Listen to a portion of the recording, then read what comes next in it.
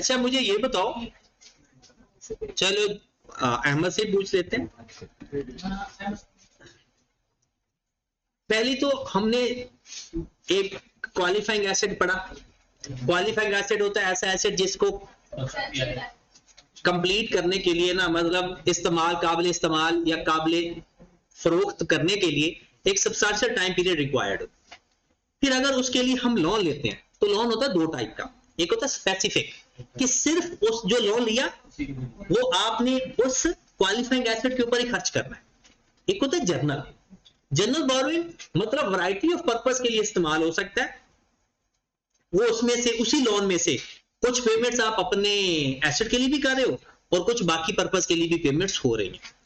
अब हमने कुछ बोरोइंग कॉस्ट को कैपिटलाइज करना होता है, मतलब एसेट की कॉस्ट का हिस्सा बनाना होता है, और कुछ को एसपीएल में चार्ज करना होता है।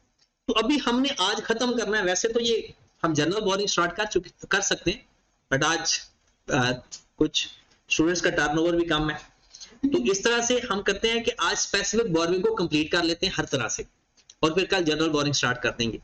तो स्पेसिफिक बोरोइंग में पहले तो ये देखें कि इसकी बोरोइंग होती कौन कौन सी। Borrowing cost, specific borrowing cost में कितनी बातें कंसीडर करनी है? तीन। एक, स्पेसिफिक बोरोइंग के ऊपर आने वाला इंटरेस्ट, कितना इंटरेस्ट कैपिटलाइज होता है कितना नहीं होता वो तो हमने पढ़ लिया, और बात अभी उसकी बारे में मैं बात नहीं कर रहा। मतलब जो आपने स्पेसिफिकली लोन लिया है उसके ऊपर आने वाला इंटरेस्ट स्पेसिफिक बोरोइंग कॉस्ट कहलाएगा। उसमें कितना कैपिटलाइज करना है और कितना नहीं करना, जब तक कंस्ट्रक्शन होती रहेगी कैपिटलाइज, कंस्ट्रक्शन कंप्लीट हो जाएगी या सस्पेंड हो जाएगी तो एसपीएल। फिर होता है स्पेसिफिक बोरोइंग को अरेंज करने का पैसा, ये किसी भी नाम से आ सकता है, डॉक्यूमेंटेशन चार्जेस, लोन अरेंजमेंट फी, ये कैपिटलाइज ही करते हैं क्योंकि एक वन टाइम आती है, पहली दफा आती है, ये हमेशा कैपिटलाइज ही करते हैं। इसका तो ये देखना ही नहीं ना कि कब कैपिटलाइज होनी है और कब नहीं। फिर टेम्परेरी इन्वेस्टमेंट इनकम, इसके बारे में क्या पढ़ा कि जब तक ये पहले होती वही है, जितना फंड हमारा इस्तेमाल हो गया, मतलब हमने पे कर दिया कॉन्ट्रैक्टर को, उसके अलावा अगर हमारे पास कोई फंड मौजूद है उसको हम बैंक में जमा करवा देते हैं ताकि उसके ऊपर थोड़ी सी इन्वेस्टमेंट इनकम कमाई जा सके। अब कितनी इन्वेस्टमेंट इनकम एचपीएल में चार्ज करते हैं, कितनी इन्वेस्टमेंट इनकम कैपिटलाइजेशन में से नेट करते हैं।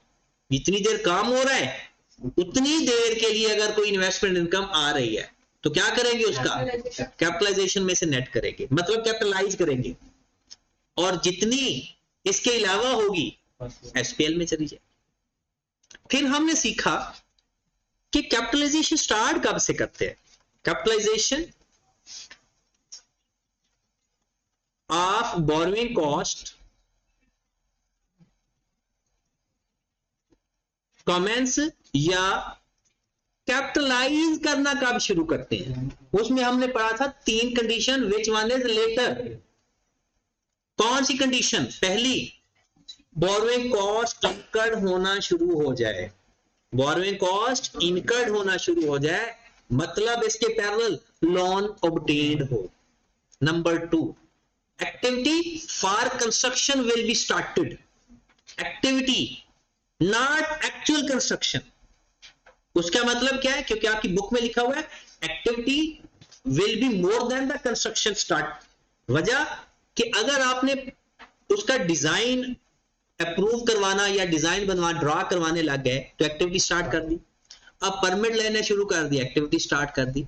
तो एक्टिविटी स्टार्ट हो जाए तब भी हम कैपिटलाइज करना शुरू कर देते हैं। पहली बात, लोन ले लिया हो।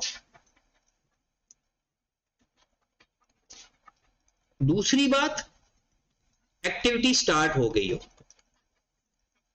जी, लोन भी ले लिया है, एक्टिविटी स्टार्ट भी हो गई है, लेकिन उसमें से अभी पेमेंट नहीं की, लोन में से अभी तक हमने पेमेंट नहीं की।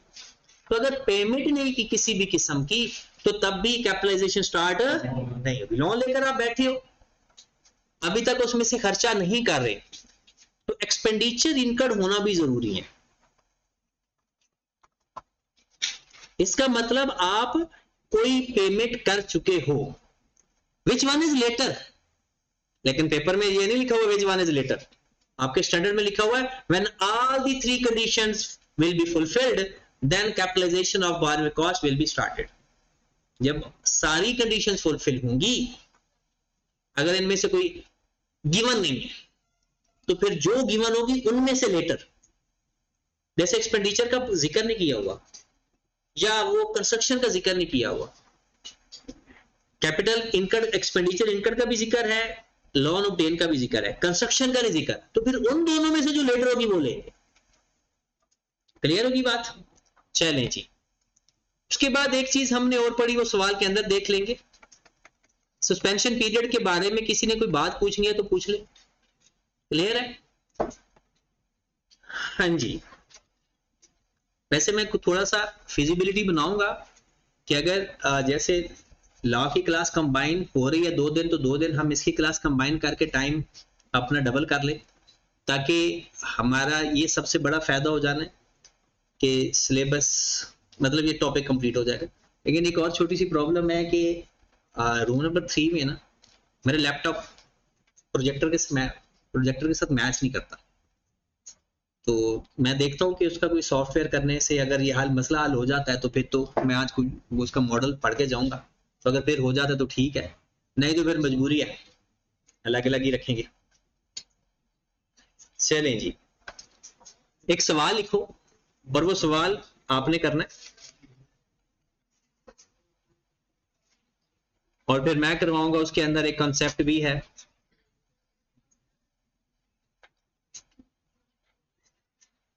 loan obtained at 1/1/23 at the rate of 15%, rupees 4 million,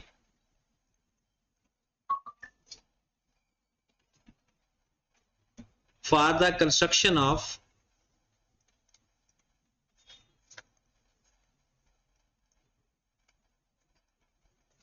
a building. Payment to contractor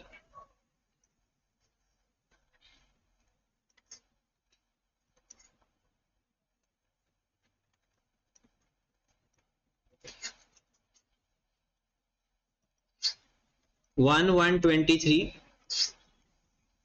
800,000, 1/5/23 800,000, 1/10/23 1,400,000, 1/2/24 500,000, 1/7/24 500,000. Building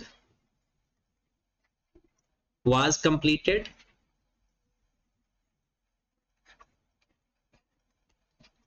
at 31st May 24.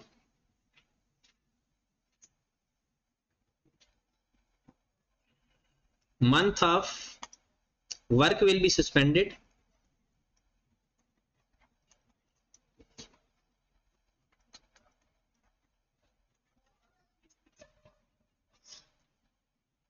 August and September 23.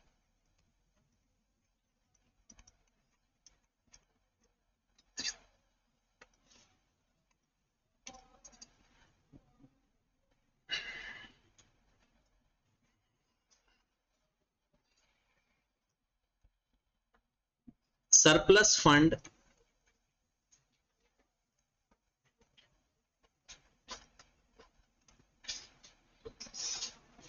will be at the rate of 8% invested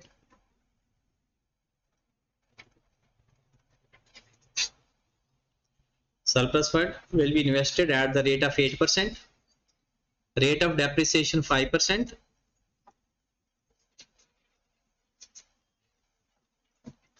year end year end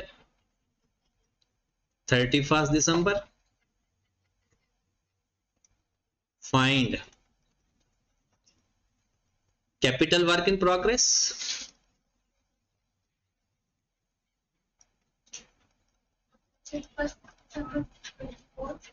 G 31st December each year. Capital work in progress and cost of building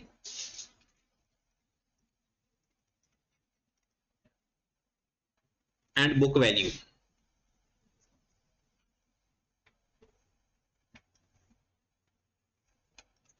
ये आपकी requirement है जनाब,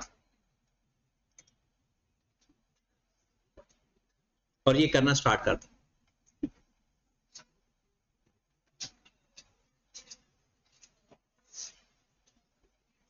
ये कुछ 10 minute के अंदर कोशिश करें कि हो जाए।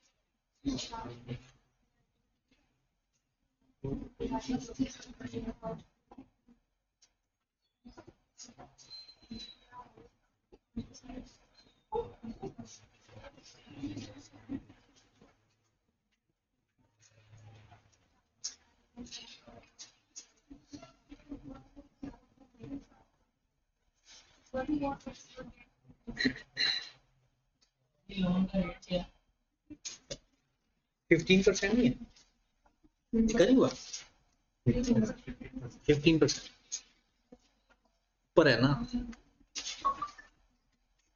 ये 15%।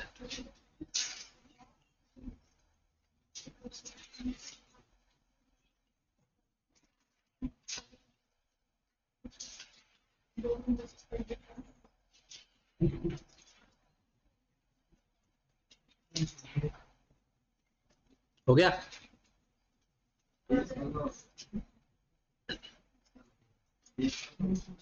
हाँ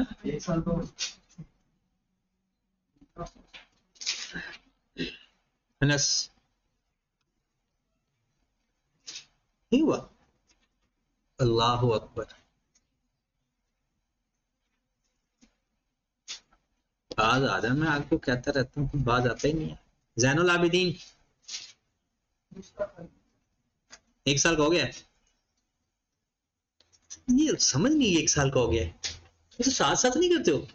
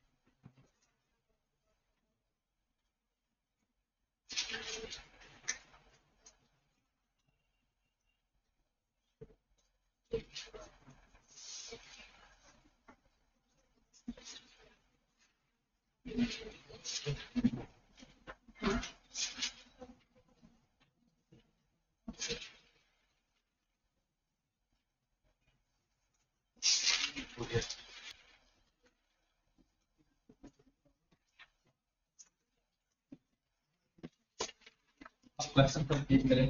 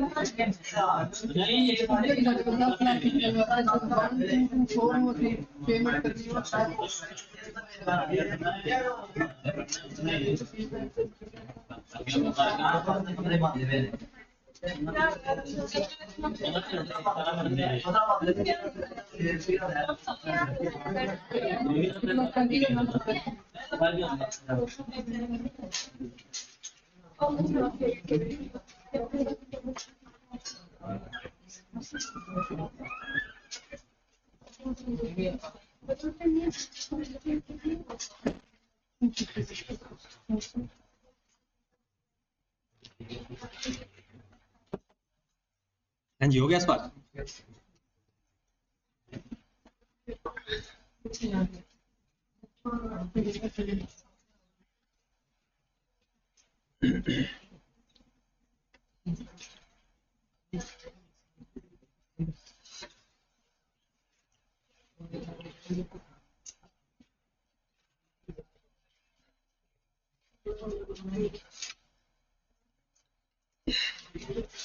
चलें इसका सोल्यूशन मैच करते हैं।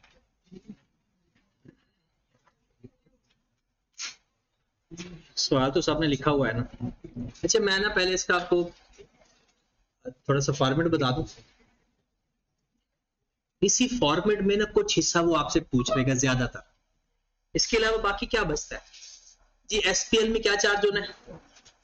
एक्सट्रैक्ट आ सकते हैं। एक्सट्रैक्ट तो आपको पता है कि क्या क्या किस किस तरह से डील करते हैं, उसका भी एक सवाल करेंगे। सबसे इसके मोस्ट टेक्निकल चीज जो है वो एक्सट्रैक्ट ही है। सबसे पहले आपने लिखना है कंपनी का नाम,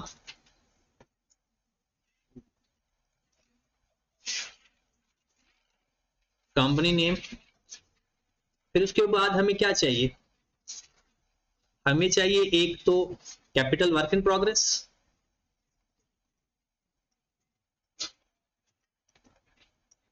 और दूसरा हमें चाहिए cost of building. Book value भी चाहिए, वो बाद में लिख लेंगे। हमारे पास जो साल हैं, एक है दिसंबर 23 और एक है दिसंबर 24।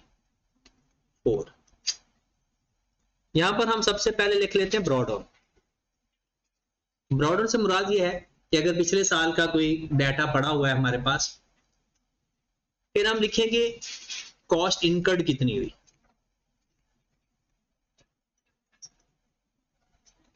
फिर हम लिखेंगे स्पेसिफिक बोरोइंग कॉस्ट कितनी आई।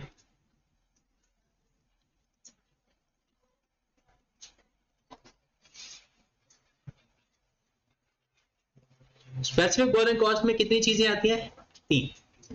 एक आती है जनाब उसका इंटरेस्ट,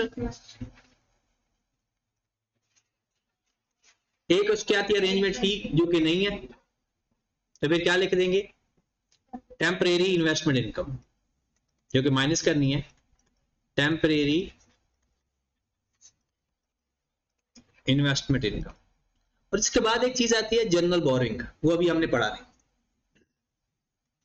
यहां पर रुपीज लिख देते हैं जनाब, रुपीज इन 1000 लिखना है, रुपीज इन मिलियन लिखना है, या जस्ट रुपीज लिखना है।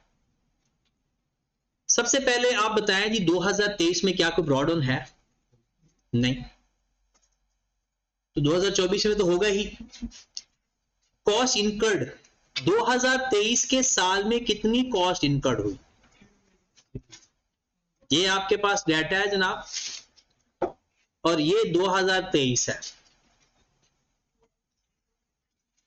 ये है 2023 की कॉस्ट इनकर्ड। क्या पेड लेंगे या इनकर्ड लेंगे, इनकर्ड लेंगे, क्योंकि पे हुई है या नहीं हुई उसका एक्रूअल कॉन्सेप्ट के साथ कोई ताल्लुक नहीं होता। तो कितनी कॉस्ट इनकर हुई है 2023 में, 3 मिलियन।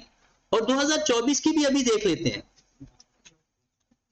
2024 में कितनी कॉस्ट इनकर्ड हुई, 1 मिलियन। तो लिख दें फिर,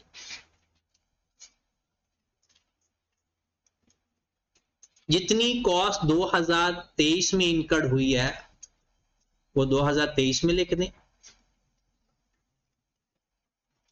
और जितनी 2024 में कॉस्ट इनकर्ड हुई है वो 2024 में लिख।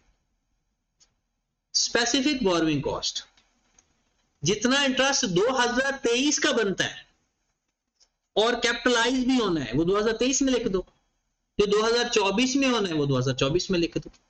तो 2023 की मैं वर्किंग इधर ही कर देता हूं, 4 million multiplied by 15% multiplied by 10/12। क्यों 10/12, 2 महीने सस्पेंशन है, और बाकी आपने 4 मिलियन लोन लिया, हमें 4 मिलियन के ऊपर इंटरेस्ट पड़ेगा, 4 मिलियन लोन लिया उसके ऊपर इंटरेस्ट पड़ेगा। जितनी देर काम होता रहा उतनी देर का कैपिटलाइज, और जितनी देर काम नहीं होगा वो एसपीएल। अगर इसी सवाल के अंदर हमने एक्सट्रैक्ट भी बनाने हुए तो मैं वो भी आपको सिखा देता हूं, ठीक होगी बात। और दूसरा आपके पास 4 million multiplied by 15% multiplied by 5/12, क्योंकि 2024 में कितनी देर काम हुआ, 5 महीने। 31 मई को तो हमारा एसेट ही कंप्लीट हो गया था, 31 मई को हमारा एसेट कंप्लीट हो गया था। हाँ जी मेरे भाई, 2023 का कितना इंटरेस्ट बना पूरा, और 5 महीने का 250,000 बन जाएगा। ओके की बात यहां तक, कोई मसला मसाइल वो पूछ ले, अगर कोई चीज पूछनी है तो। ये समझ नहीं आ रही पूछना क्या है। 2024 के महीने दोबारा काउंट करो, जनवरी फरवरी मार्च अप्रैल मई।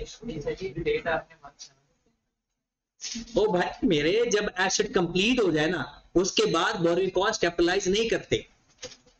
एसेट कंप्लीट होने का दिन 31 मई है, 31 मई लिखा है ना, ये कोई और तो नहीं, 31 मई एसेट कंप्लीट होने का दिन 31 मई है। इंटरेस्ट उसके बाद भी आएगा, कैपिटलाइज नहीं होगा। हाँ जी मेरे भाई, टेम्परेरी इन्वेस्टमेंट इनकम के लिए वर्किंग करनी पड़ेगी, वर्किंग नंबर 1। चलो जी आओ जरा वर्किंग कर लेते हैं। Working number 1,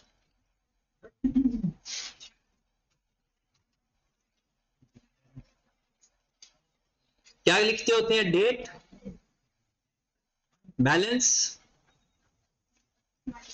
multiplied by rate multiplied by time. तो आपके पास जो रिजल्ट आएगा उसे क्या बोलोगे, इन्वेस्टमेंट इनकम, या उसका इंटरेस्ट इनकम। ये डेट कहां से शुरू करते हैं? जिस दिन से लोन कैपिटलाइज होना, सॉरी इंटरेस्ट कैपिटलाइज होना शुरू होता है, वही डेट का स्टार्ट लें। क्या डेट का स्टार्ट आया? 1/1/23। उसके बाद क्या बनाते हैं? Class boundary. अगली डेट कौन सी लिखते हैं? 3 डेट में से विच वन इज अर्लियर। ये मिक्स हो जाता है क्योंकि दूसरी डेट है विच वन इज लेटर और ये है विच वन इज अर्लियर। कौन सी डेट? नेक्स्ट पेमेंट ईयर या एसेट कंप्लीट हो जाए। इसमें तो नेक्स्ट पेमेंट की डेट है 1/5। कितना लोन था? 4 मिलियन। क्या कोई पे किया इस डेट को? 8 लाख पे कर दिया। आपके पास बैलेंस कितना बच गया? 32 लाख मल्टीप्लाइड बाय 8%। टाइम कितना बनता है? आपके पास इंटरेस्ट इनकम आ 8 डन। क्लास बाउंड्री का मतलब है जहां से कहानी खत्म की वही से शुरू करनी है। 1/5/23 से नेक्स्ट 1/5/23। कब तक? 1/10/20। कितना पैसा रह गया था? 32 लाख। इसमें से पे कितना कर दिया? 8 लाख। बच कितना गया? 2400,000। किस रेट पे? टाइम कितना? 3/12। किसी को 5 महीने काउंटिंग में आ रहे हैं? 5 महीने ही आ रहे हैं, लेकिन उसमें 2 महीने इंटरेस्ट स्पेंड किया था तो उसकी इन्वेस्टमेंट इनकम की। हाँ, अगर आप एक्सट्रैक्ट बना रहे हैं उसमें तो अदर इनकम भी लिखते हैं। तो यहां पर बिल्कुल 24 lakh multiplied by 8% multiplied bye 2/12। जो 2 महीने की इनकम हम सस्पेंड कर रहे हैं वो बेसिकली एसपीएल में जाती है। कितनी अमाउंट आ गई? 48,000। फिर 1/10/23 से कब तक? क्यों? ईयर एंड आ गया क्योंकि हम अकाउंटेंट सालाना वर्किंग करते होते हैं। साल खत्म तो बुक्स क्लोज। कितना पैसा पड़ा हुआ है आपके पास? 24 लाख माइनस 14 लाख। कितना बच गया? 10 lakh. Multiplied by 8% multiplied bye.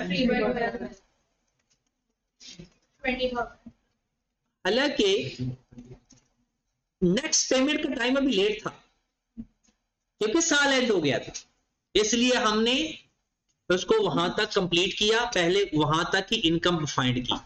कितनी बन गई? 153। अगला साल शुरू करते हैं। अगला साल शुरू क्लास बाउंड्री ही चलेगी, लेकिन थोड़ी सी चेंज करने लगा हूं। क्लास बाउंड्री 1/1/24 लिखने लगा हूं क्योंकि दिसंबर 23 को हम 1/1/24 लिख सकते हैं। दिसंबर 23 को 1/1/24 लिख सकते हैं। नेक्स्ट 1/2/20।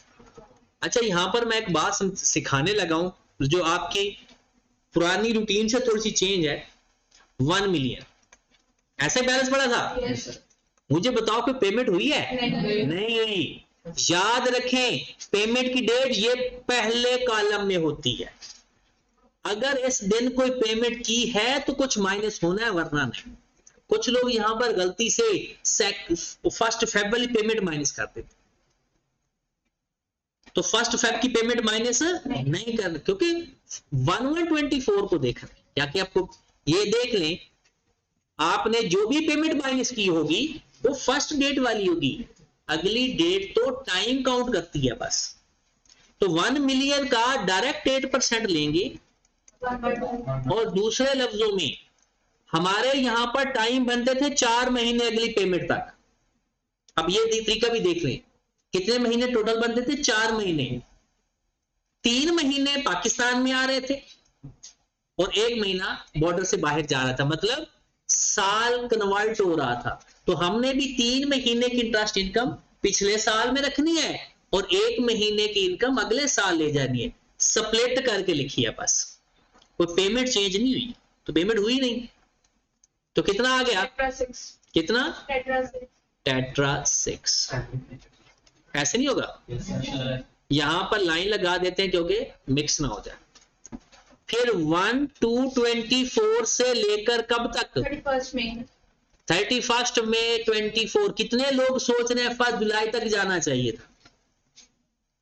क्योंकि 1 जुलाई से पहले एसिड कंप्लीट हो। ओके होगी बात। तो हमारे पास अब देखें 1 मिलियन में से हमने 5 लाख पे कर दिया, हमारा कितना बच गया? 5 lakh multiplied by 8% multiplied by 5 by 12 या 4 बाय 12।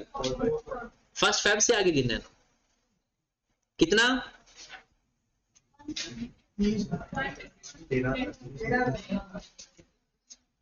ये टोटल कितना आ गया? लो मेरे भाई, दोनों सालों की टेम्परेरी इन्वेस्टमेंट इनकम आ गई, तो काम हो गया, सवाल हमारा कंप्लीट। कहां पर ब्लेंडर मारे? कहीं भी सारा सवाल ठीक है, माशाअल्लाह। कभी कभी तो मुझे डाउट होने लग जाता है कि अगर इनिशियल फेज पे आप ये चीजें कर लेते हो तो फिर तो किसी ने नोट तो नहीं करना। हो गया, चलो कर लो जल्दी से।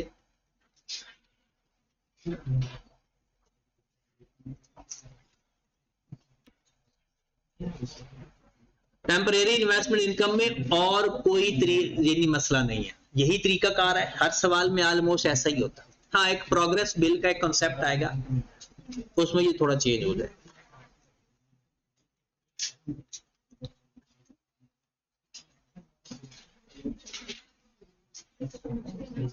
हो गया नोट?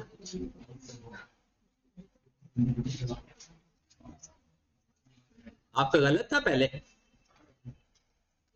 गलत था।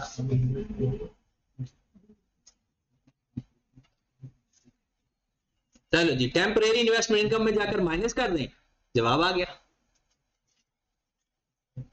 लेकिन सवाल तो उसने कुछ और पूछा था, अभी तो ये आधा जवाब आया।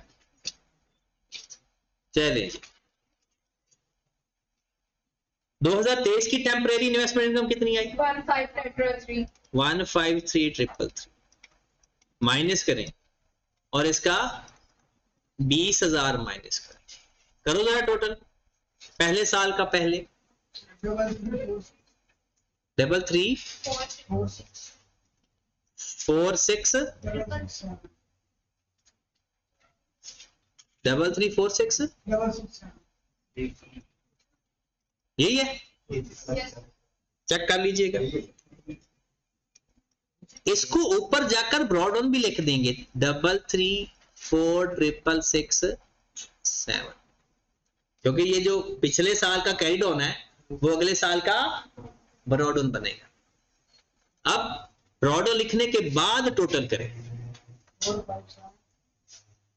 457 667 457 667। अब जरा इसके जवाब दे दे, उसने जो जो पूछा है। पहले क्या पूछा है? Capital work in progress. वो क्या होगा भला? 334666। 2023 में ये हमारे पास कैपिटल वर्क इन प्रोग्रेस था, ये बिल्डिंग नहीं थी। कैपिटल वर्क इन प्रोग्रेस जब तक कंप्लीट ना हो, आपने रिकग्निशन क्राइटेरिया पढ़ा ना, कॉस्ट मेजर्ड रिलायबल। अभी तो इसमें कुछ कॉस्ट लगनी अभी रहती है, कॉस्ट तो अभी मेजर ही नहीं हुई। फिर आप लिखें बिल्डिंग, बिल्डिंग की वैल्यू कितनी आ रही है?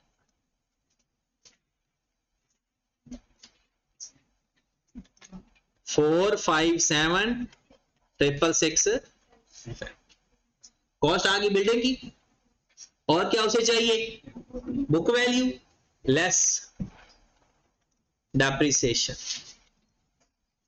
457,667 मल्टीप्लाइड बाय 5% मल्टीप्लाइड बाय कितना टाइम बनता है? 7/12 1 133,486 33,486 4 8 हमने 333 डाल दिया 6 ओके 1 3 3 4 8 6 माइनस कर देंगे, दोनों को प्लस करके नहीं, सिर्फ इसको। बुक वैल्यू आ गई 44431 84। लो जी, ये बुक वैल्यू आ गई। इस तरह से ये आपका क्वेश्चन कंप्लीट है। सर इसमें एक चीज है, जब हमने पहले साल कॉस्ट इंटर डाली है तो हमने सिर्फ 3 डाला, मैं 4 क्यों डाला? वैसे तो यूजुअली 4 डालते हैं ना, पूरा मतलब 4 मिलियन जितना में नहीं, वो कॉस्ट इनकर्ड हुई है ना पहले साल। अगर हम 4 मिलियन टोटल ऐड कर देते ना, वो एसेट पूरा कंप्लीट उसी साल हो जाता था, इसलिए 4 मिलियन लिखते थे। अब एसेट कंप्लीट हुआ अगले साल जाकर, तो जितनी उस 4 मिलियन में जितनी कॉस्ट पहले साल इनकर्ड हुई है वो पहले साल लिखेंगे। जितनी कॉस्ट, अगर हमारी कॉस्ट इनकर्ड ही नहीं हुई, हम उसे कैसे कैपिटल वर्क इन प्रोग्रेस में लिखेंगे? लोन ले लिया लोन ले लिया, लेकिन हमारी बिल्डिंग की कॉस्ट भी तो इनकर्ड होनी चाहिए। लोन लेकर रख लो, क्या हमारा एसेट के अंदर ऐड होती जाएगी? जैसे जैसे इनकर्ड होगी, वो उसमें इसलिए पूरा लिखते थे क्योंकि उसमें साल एक था, अब साल सप्लेट हुआ है। चले मेरे भाई, जरा यहाँ पर आइएगा कि आपने घर से जो सवाल करने हैं वो आपने इस असाइनमेंट से करने हैं। फिलहाल जब तक ये असाइनमेंट नहीं कंप्लीट होती तब तक आप लोग वहां पर नहीं जाओगे जी। एग्जांपल नंबर 1 2 3 4, पहली 4 एग्जांपल कर लेनी है। हाँ, जो ग्रुप में मैंने शेयर किया है वो 112 पेज है शायद, 112। 1 2 3 4, ये पहली 4 एग्जांपल है। ये हमारा स्पेसिफिक बोरोइंग कॉस्ट कंप्लीट हो गया। कल इंशाल्लाह हम जनरल बोरोइंग कॉस्ट स्टार्ट करेंगे। ठीक है जी, ओके जी।